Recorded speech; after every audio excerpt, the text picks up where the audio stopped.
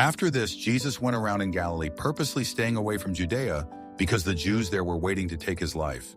But when the Jewish feast of Tabernacles was near, Jesus' brothers said to him, "You ought to leave here and go to Judea, so that your disciples may see the miracles you do. No one who wants to become a public figure acts in secret. Since you are doing these things, show yourself to the world." For even his own brothers did not believe in him. Therefore Jesus told them, "The right time for me has not yet come. For you any time is right. The world cannot hate you, but it hates me because I testify that what it does is evil. You go to the feast. I am not yet going up to this feast, because for me the right time has not yet come." Having said this, he stayed in Galilee. However, after his brothers had left for the feast, he went also, not publicly, but in secret.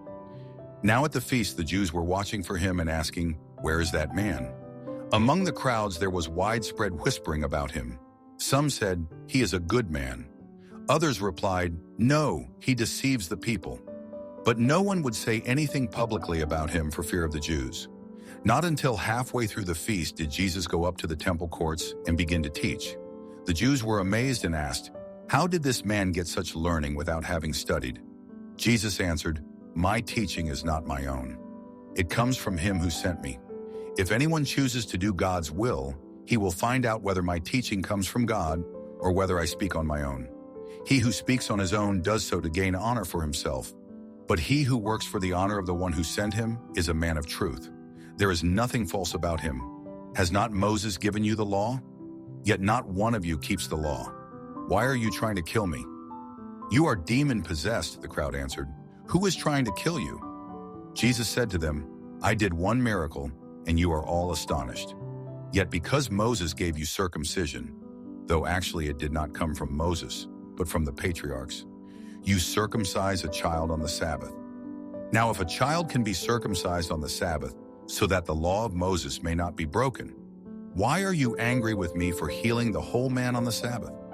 Stop judging by mere appearances and make a right judgment." At that point, some of the people of Jerusalem began to ask, "Isn't this the man they are trying to kill? Here he is, speaking publicly, and they are not saying a word to him. Have the authorities really concluded that he is the Christ?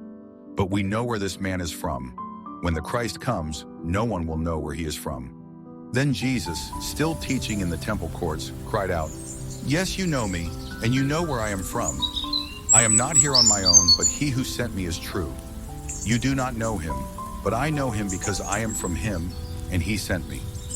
At this they tried to seize him, but no one laid a hand on him, because his time had not yet come. Still, many in the crowd put their faith in him.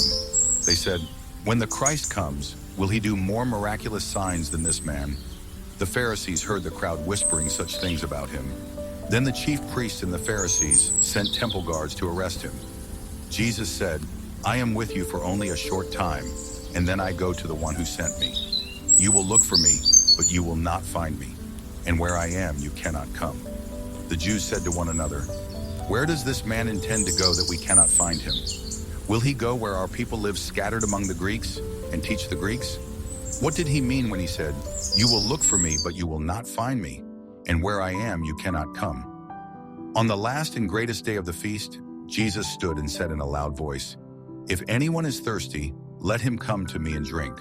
Whoever believes in me, as the scripture has said, streams of living water will flow from within him." By this he meant the Spirit, whom those who believed in him were later to receive.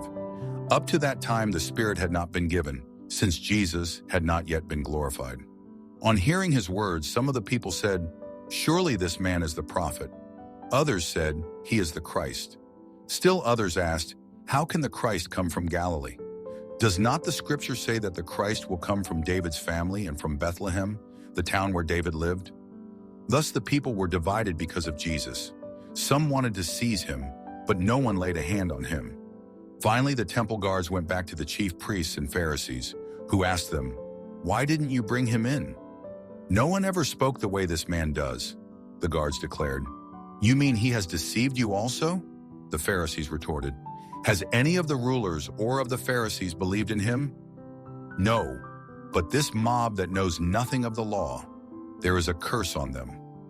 Nicodemus, who had gone to Jesus earlier and who was one of their own number, asked, "Does our law condemn anyone without first hearing him to find out what he is doing?" They replied, "Are you from Galilee too? Look into it, and you will find that a prophet does not come out of Galilee." Then each went to his own home.